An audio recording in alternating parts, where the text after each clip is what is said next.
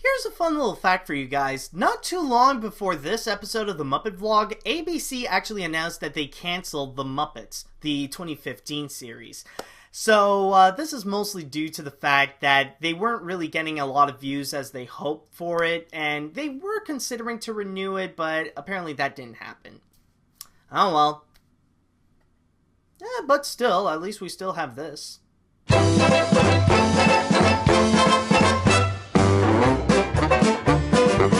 Hey guys, this is Animat, and welcome back to the Muppet Vlog. Now this time we are going to the second season, going into the first episode, which actually features Donny Knottsy.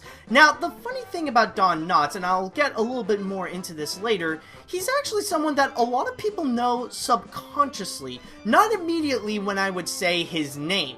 The thing is with Donny Knottsy in terms of his career, he is actually more known in television during the 60s, the 70s, and the 80s, when he would play the role as Barney Fife in The Andy Griffith Show, and he also played Ralph Furley in Three's Company.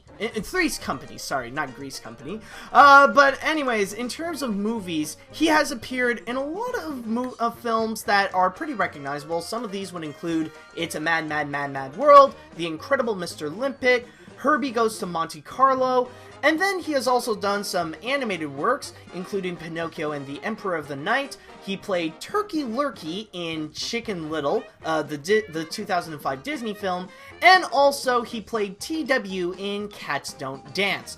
But the one thing that I will say about Donny Knottsy is that a lot of you people might not really recognize the name unless you know it from something like Scooby-Doo, but he has a very recognizable face. He's the kind of person that, like, when you see him, you might actually know who he looks like. He has actually a very recognizable face, and, you know, a very signature voice that comes along with it. He seems all the time like he looks so nervous. It's kind of his signature face, and that's where most of his comedy actually comes from. He always seems to have this resting pug face all the time. Or either that, or he's always in this panic situation. Yeah, something like that. But yeah, that's basically Donny Knottsy in a nutshell. And going into the first episode, into the second season, you could definitely tell that there is this massive progression, like a huge transition between the first and the second. And first off, they immediately switched the theme song, like the intro of the Muppet Show, to what we pretty much know today. I never really mentioned this, but in the first season, it was a lot more different. It was a lot more longer because, like, they had to pad in several different things. Like, they didn't get the iconic arches. Like, it was just some of the Muppets appearing in front of the curtain. And, like, they always have to include Fozzie Bear doing a corny joke, and then followed by Kermit introducing the guest star. Like, he would always go, "To introduce our guest star, that's what I'm here to do, so it really makes me happy to introduce to you." But that's not really the case. It was only until here that they started out doing the new intro, the more iconic intro that we know a lot more.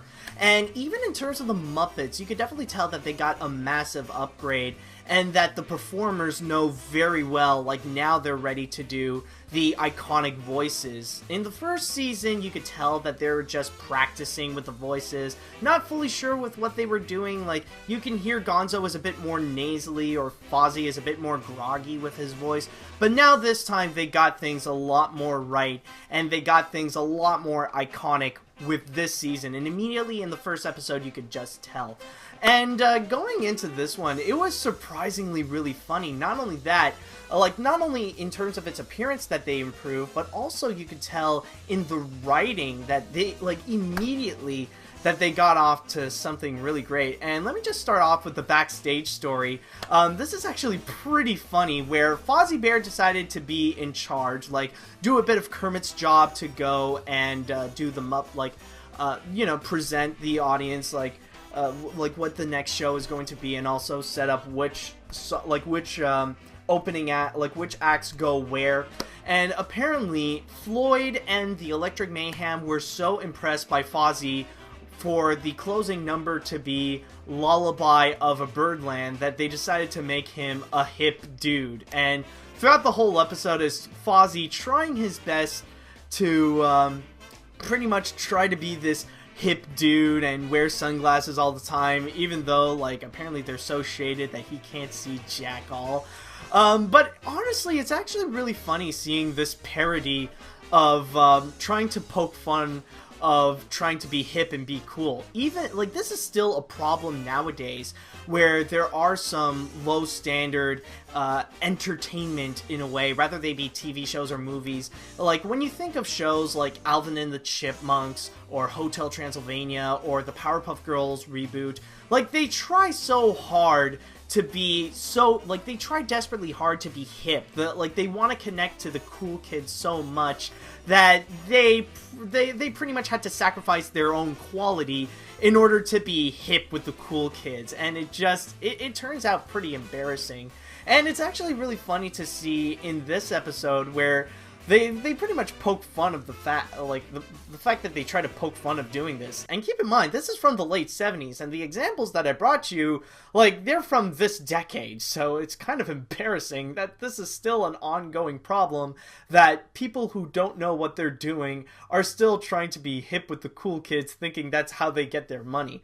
But yeah, basically throughout the whole thing, it's just Fozzie trying to be cool, but he just can't seem to adjust to it. And it's honestly a lot of fun. But there's also the individual episodes as well that are actually pretty good. Some of the, like, starting off with Sweet Gingerbread Man, it's like, it's not the best one from this episode, but it's still a lot of fun to see. Considering it's more like a choreographed thing with guys in giant gingerbread men suit. And, like, I think it's one of the very rare moments that I kind of admire the choreography in the Muppet Show. Like, there are some other numbers where the choreography is fantastic, including the Sandy Duncan episode. That one was great. But this one is that you could definitely tell, like, there isn't a lot of Muppets going around having fun where they pretty much steal the show. Like, this time, like, the choreography is pretty much the highlight of that Gingerbread Man episode. But I gotta say, if I do have a personal favorite segment in this, it would actually be the Windmills of Your Mind. And this is actually a pretty cool song because there's no pauses or anything. It's just beat by beat by beat, it's going and on your mind, and then you see, and then your mind. It's like, it's constantly going. He's actually really cool because he would say, like, oh, on the outside he is fine, but on the inside, and that's when he started to sing the song. And the Muppet that they use in there as well is actually really creative. Like, you got this weird alien kind of Muppet where he seems pretty standard, but he has, like, this, like, a set of 3 legs that actually spins around and it goes faster and faster and faster, giving out the cartoon effect of, like, when you when you run so fast where your legs just seem like a giant wheel. Like, think like Sonic the Hedgehog in a way. You know, it's actually a really cool Muppet that they use, so definitely Windmills of Your Mind is actually a really cool segment. There are some other ones that are actually really great as well. There was actually one where Rolf actually sings What a Wonderful World, and that's the segment where it's pretty much, it's calm, it's cool, everything is relaxed, but what's actually really special about it is that, like, it has that extra element that it's so sweet, is that Rolf is actually singing it to a real puppy. Like, you actually see Rolf, like, he was just singing What a Wonderful World to this, like, a real-life sleeping puppy. And, you know, like, I actually do have a soft spot for puppies, so it actually is really nice to see that. Of course, and also, of course, there is the Swedish chef trying to make this fish stew, and I can't really add anything else to it. It's the Swedish chef, so it's always a great time to see him there. But the one little flaw that I will say, however, that is a bit unusual is actually the use of Donny Knottsy. This is actually one of those segments where they barely really used him. Now, the segments that he appeared, they're fine. They're actually pretty good.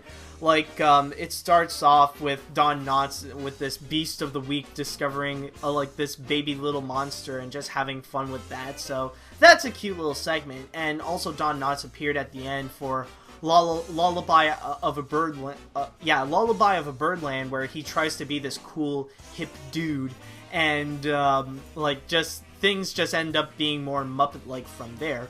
Which is kind of ironic, considering that Don Knotts is the most Muppety character in that sketch, more so than the Muppets themselves.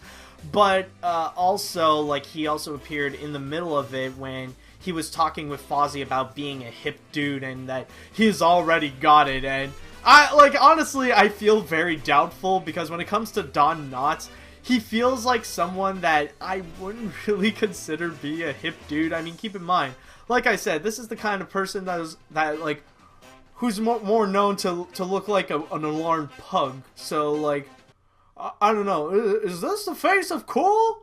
Am I being hip yet, guys? I don't know. If I was speaking modern lingo, do I have swag? Oh my god. But yeah, that's basically the whole thing. Like, they barely use Don Knotts in any of it, which is kind of alarming, but yeah, that would be kind of like the small problem that I would have there. But overall, I would say that this is still a really good episode, and we could definitely see the progression from Season 1 to Season 2, where now they fully know what to do with themselves, and a lot of it is really, really fun. The use of the special guest star is not really all that great, but I will say the rest of the episode, it has great segments, and it has some great comedy with the backstage story with Fozzie Bear trying to be cool. So overall, this is still a really fun and great episode. And that is all that's going to be happening for this episode, so I just want to say thank you guys so much for watching, and we'll see what else we got in store for Season 2. So until next time, see you later, dudes!